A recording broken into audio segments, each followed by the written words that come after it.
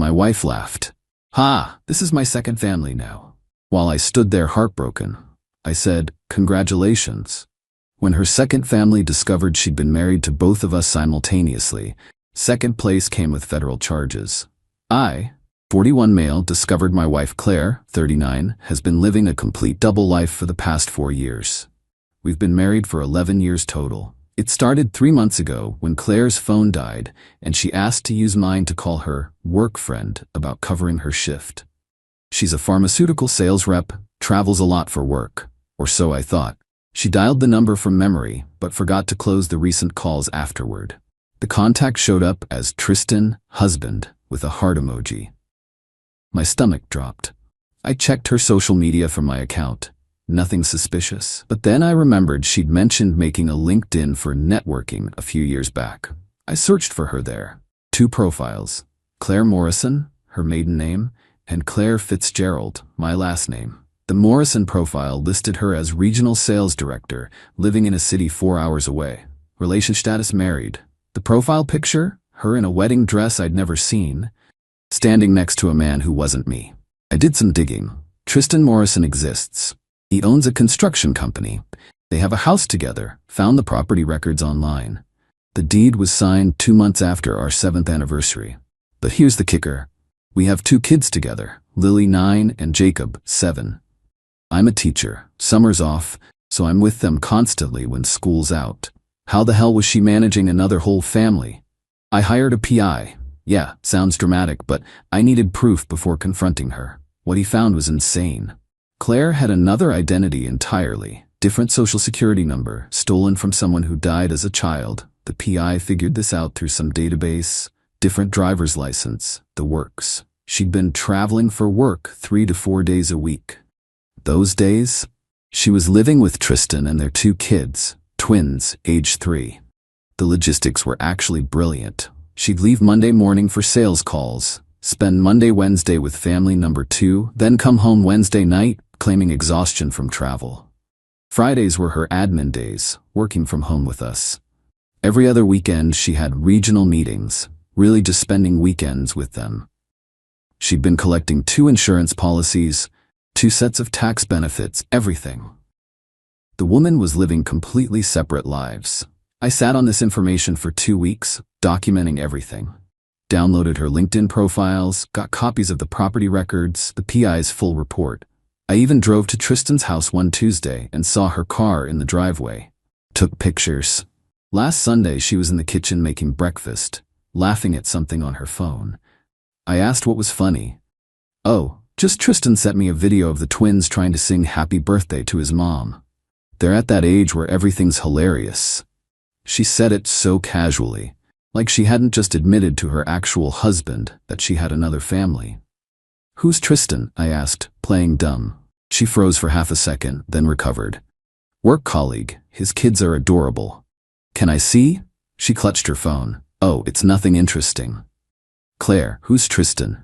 Her face went through about 10 emotions. Then she did something I'll never forget. She laughed. Actually laughed. "Ha ha, well, guess the cat's out of the bag. This is my second family now." Just said it, like she was revealing she'd bought a new car or something. "Your second family? Oh, don't be so dramatic, Brett. Lots of people have complicated situations." "Complicated? You're married to another man." "Technically, that marriage isn't fully legal since I used different documents." "So you committed identity theft and bigamy?" She rolled her eyes. "You're overreacting. I love both my families. I'm not abandoning anyone. I'm just expanded." "Expanded? Claire, this is a federal crime, multiple federal crimes. Only if someone reports it," she said, still smiling. "And why would you do that? Think of Lily and Jacob. Do you want their mother in prison?" The entitlement, the complete lack of remorse. She genuinely thought she'd done nothing wrong. "Does Tristan know about us?" "Of course not. He thinks I'm a regional director who travels for work." "So you're lying to both of us." "I'm maintaining 2 households.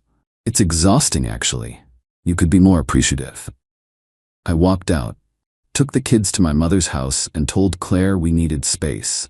She sent me dozens of texts about how I was being closed-minded and breaking up our family over nothing. Update 1. I contacted Tristan. I know some of you said not to, but the man deserved to know. I sent him an email with all the evidence. My marriage certificate, family photos spanning 11 years, everything. He called me within an hour. The man was destroyed. He thought Claire was his soulmate. They'd been married for 4 years, had twins together, were trying for another kid. She's at a conference in Denver this week, he said. No, she's not. She's at home with me and our kids. Well, was. I kicked her out 3 days ago. We compared notes, the stories she told, the elaborate lies. She had fake business cards, a fake LinkedIn with fake colleagues who'd endorse her skills. She'd created an entire fictional career. Tristan was more angry than hurt. I'm gonna destroy her, he said. Get in line, I told him. We agreed to coordinate. Both file police reports. Both file for divorce annulment, share evidence. Then Claire made everything worse. She showed up at my school. During my lunch break, in front of other teachers, she started this whole performance about how I was having a mental breakdown and making up stories about her having another family. Brett's been under a lot of stress, she told my colleague Diane. He's invented this whole conspiracy theory about me having another husband. I'm worried about his mental health. I pulled out my phone and showed Diane the photo of Claire in a wedding dress with Tristan. This conspiracy theory? Claire's mask slipped. That's from a commercial shoot I do modeling sometimes. A commercial shoot where you signed a marriage certificate? She grabbed my arm, hard. We need to talk privately. No, Claire, we're done talking. She started crying then. Big dramatic tears. How can you do this to our children? They need their mother. They need a mother who isn't a criminal. That's when she snapped. You think you're so perfect, so righteous? I gave you 11 years. I gave you 2 beautiful children, and this is how you repay me? You gave me half of 11 years, the other half you gave to Tristan. I worked my ass off maintaining both families. Do you know how exhausting it is keeping everyone happy? The other teachers were stunned. She'd basically just confessed in front of witnesses. I filed the police report that afternoon. Identity theft, bigamy, fraud. The detective's eyes got wider with each document I showed him. In 20 years, I've never seen anything quite like this, he said. Meanwhile, Tristan went nuclear. He didn't just file a report, he hired a forensic accountant. Turns out Claire had been using her fake identity to take out credit cards, loans, even a car lease, all in the fake name, but using Tristan's address. Update 2, Claire was arrested yesterday. The federal charges are no joke.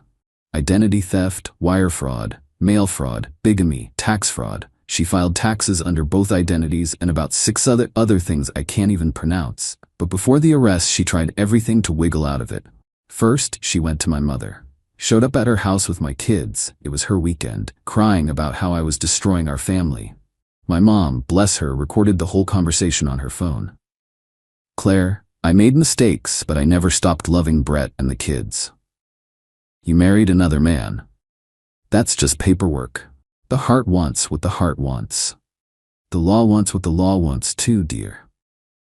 Then she tried Tristan's family. His sister called me, said Claire showed up at her job, begging her to convince Tristan to drop the charges, said she was pregnant with his child and needed support. Plot twist, she wasn't pregnant. Tristan had gotten a vasectomy after the twins. She didn't know because she'd missed that business trip when he had it done. The arrest happened at Tristan's house. She'd gone there to pick up her things, supervised by police, but there was already a warrant. They cuffed her in the driveway. Tristan sent me the doorbell camera footage. She was screaming about how we were jealous and couldn't handle a strong woman living life on her terms. Her lawyer contacted mine. They wanted to make a deal. If I dropped the charges and convinced Tristan to do the same, she'd give me full custody and walk away. My lawyer laughed. She's facing 20+ years in federal prison. She doesn't have bargaining power here. The FBI got involved because the identity theft crossed state lines. They found more than we knew. Claire had 3 other partial identities she was building. Credit cards, apartment applications, even a dating profile on some sugar daddy website. Her parents bailed her out, a $100,000 bond.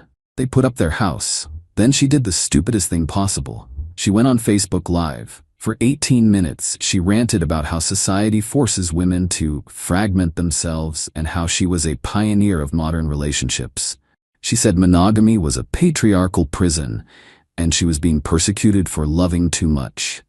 She literally admitted to everything, on camera, publicly. The prosecutor added witness tampering charges when she mentioned me and Tristan by name and said we were weak men who couldn't appreciate her gift. Her bail was revoked. She's been in jail for 3 days now. Final update: Claire took a plea deal. 8 years in federal prison, possibility of parole in 5. She had to forfeit all assets obtained through fraud, about $200,000 worth. Both marriages were annulled. She lost all parental rights. The sentencing was something else. She showed up in court wearing this conservative outfit, trying to look like a suburban mom. Her lawyer painted her as a woman who got in over her head and made poor choices from a place of love. And then the prosecutor played her Facebook Live video. The judge actually shook his head. "Miss Claire, in 30 years on the bench, I've seen a lot of creative criminal enterprises. Yours takes the cake for sheer audacity." Claire stood up to make her statement. No apology? None. Instead, she said, "I refuse to apologize for trying to have it all. Men have mistresses and second families all the time. I simply formalized the arrangement. My only crime was loving too much and trying to make everyone happy." The judge added 6 months to her sentence for lack of remorse. "Tristan and I have become weird friends through this. We meet for beer sometimes, compare notes on healing from this insanity. His twins don't really remember her. They're young enough. My kids are in therapy. They're angry and confused, but the therapist says they're resilient." Claire's parents wrote me a letter apologizing. Apparently, this isn't the first time she's done something like this. In college, she was simultaneously engaged to 3 different men, taking money from all of them for wedding planning. Her parents paid them back and hushed it up. The prosecution found 2 more victims from her past. Men she dated and scammed. One she convinced to put her through nursing school. She was never enrolled. Another she borrowed $30,000 from for her mother's cancer treatment. Her mother never had cancer. She's being sued civilly by 4 different credit card companies, 2 banks, and the woman whose identity she stole, who's still alive, just living abroad. The PI was wrong about that part. Last week, I got a letter from her in prison. She wants me to put money in her commissary account because the food is terrible and you know I have dietary restrictions. The entitlement. Even facing 8 years in federal prison, she thinks I owe her something. I didn't respond. Tristan got one too. He framed his and hung it in his garage as a reminder to trust his gut in future relationships. My kids are doing better. They see Claire's imprisonment as consequence for lying, which, yeah, accurate. My daughter asked if mommy was sorry. I told her that some people don't know how to be sorry. They only know how to be caught. I'm dating again, very casually. I joke that my standard first date question is now, "So any other families I should know about?" But honestly, Claire taught me something valuable. When someone shows you who they are through their actions, believe them. Don't wait for words. She showed me who she was that Sunday morning when she laughed about her second family. No shame, no remorse, just amusement at being caught. That wasn't a mistake or poor judgment. That was her character. Tristan's rebuilding too. His business actually grew because of the publicity. Apparently, people trust a contractor who's been publicly scammed. Shows he's honest. Silver lining, I guess. Claire's next parole hearing is in 5 years. Neither Tristan nor I plan to attend. We've moved on. She's just a cautionary tale now, a wild story we tell at parties. The second family she was so proud of? We're both free of her. Turns out first place and second place both win when the competition is a federal crime. Edit. For those asking about the kids' relationship, my 2 have met Tristan's twins once, at a park. It was weird but okay. We're not forcing anything, just leaving the door open for the future. They're technically half-siblings after all. Not their fault. Their mom was a criminal mastermind wannabe.